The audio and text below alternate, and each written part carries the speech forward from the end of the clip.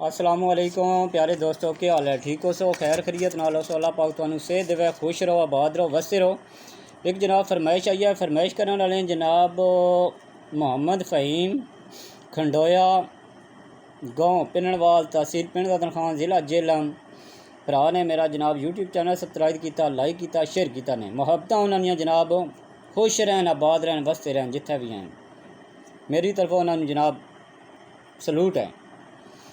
हुण असीं उन्हां दी जनाब फरमाइश पूरी करने आ। लिखदा ए कौन किसे नूं याद करदा, विच दुखां दे कौन इमदाद करदा, सौखी कदू है कोई फरियाद करदा।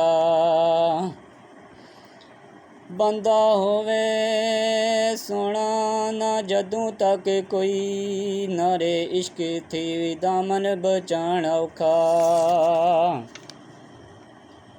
अगे सोहणियां दे सिर चाण औखा, सीना चीर के अपना दिखाण औखा।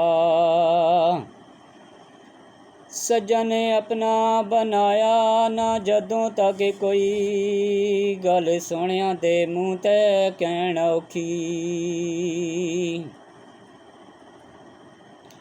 गल सज्जणा दे मूँह ते कहण औखी, झिड़क सोहणियां दी सजना सहण औखी।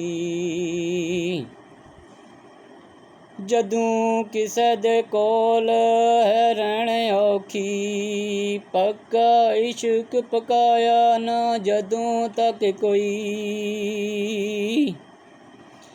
सज्जन बेली ओ अपने पराए भुल गए, सज्जन मिलदे नी ओ सौखड़े मुल नाई।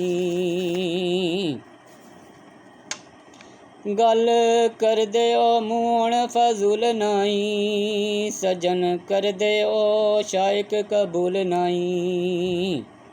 ते अपना आप मुटावे ना जदों तक कोई। फ़हीम भाई आई लव यू हो गया। मुहब्बतां याद रखना। अल्लाह हाफिज़।